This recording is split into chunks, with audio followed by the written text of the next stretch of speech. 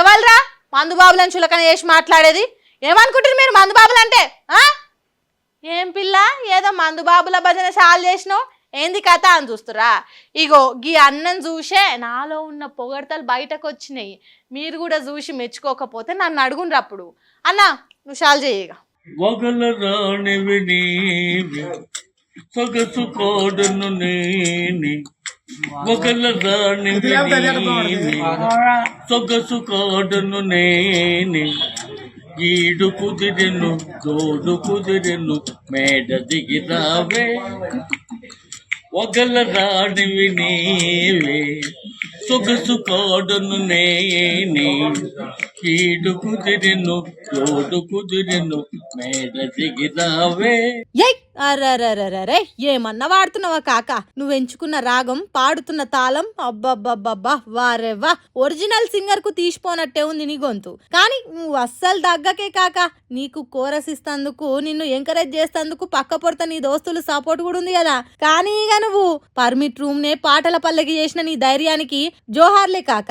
మరి ఇది ఏడనో ఏందో పురాగా తెలియదు గాని సుక్క కడుపులో పడంగానే గొంతులకెళ్ళి రాగం బాజాప్తా బయటికి వచ్చి ఇట్లా తోటి సోపతిగాళ్లతోని సోల్ఫుల్ గా అయితుంటా మెమరీస్ క్రియేట్ చేసుకుంటుండు. ఇప్పుడు ఈ వీడియో వైరల్ అవుతుండే వరకల్లా మందు బాబులంతా ఒక్కతాన గుడి ఇదిరా మా పవర్ అంటే. ఏదైనా మేము ఎంటర్ కానంత వరకే, once we step in history repeats అనుకుంటా బెస్ట్ సింగర్స్ అంతా బార్ లోను పర్మిట్ రూమ్ లోనే దొరుకుతారు. ఇదంతా పవర్ ఆఫ్ ఆల్కహాల్. మీరు ఇట్లా రోజు వాడితే మీకోసం లిజనర్స్ అంతా బజార్ల పొంటి బారులు తీరాల్సిందే అనుకుంటా కామెంట్లతోని సపోర్ట్ ఇచ్చి బెస్ట్ సింగర్ అవార్డు ఇచ్చేటట్టే ఉన్నారు. మరి మందు బాబు కాదు ఈ వింటేజ్ సింగర్ పాట మీకు ఎట్లా అనిపించిందో కామెంట్ కరో. నిజంగా మన దేశానికి వచ్చింది స్వతంత్రమేనా? ఎందుకో నాకు డౌట్ అనుమానం కొడుతున్నది. స్వేచ్ఛ, సమానత్వం, సోదర భావం అనే పెద్ద పెద్ద ముచ్చట్లు ఎందుకు గాని చదువుకోవాలని ఆరాటం ఉన్నోళ్లకు అన్ని తీర్ల సౌలతులతోని చదువు దొరుకుతున్నదా? ఇంతకు ఇది పూర్తి స్వతంత్రమేనా అన్న నెత్తిల బొచ్చడు అనుమానాలు పుడుతున్నాయి. ఏంది పిల్ల 15 ఆగస్టు ముందు అన్ని గట్ల మాట్లాడుతున్నావు అని అంటారా?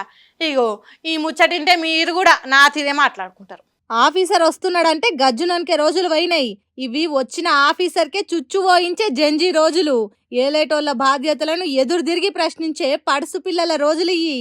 చూడుండ్రి గీ పిల్లలు ఏ తిరిగా ఆఫీసర్ కు సుక్కలు చూపిస్తున్నారో.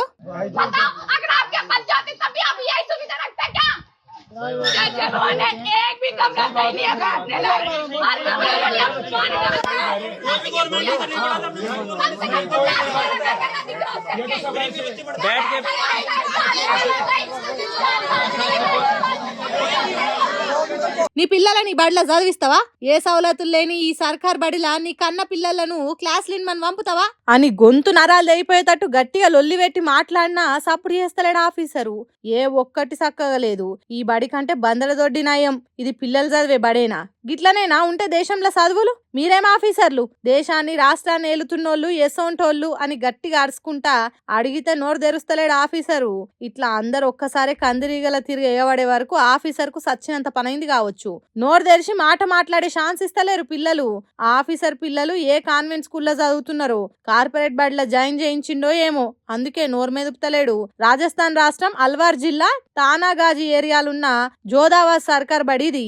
ఇక్కడ 174 మంది పిల్లలుంటే 3 క్లాస్ రూమ్లు ఉన్నాయట.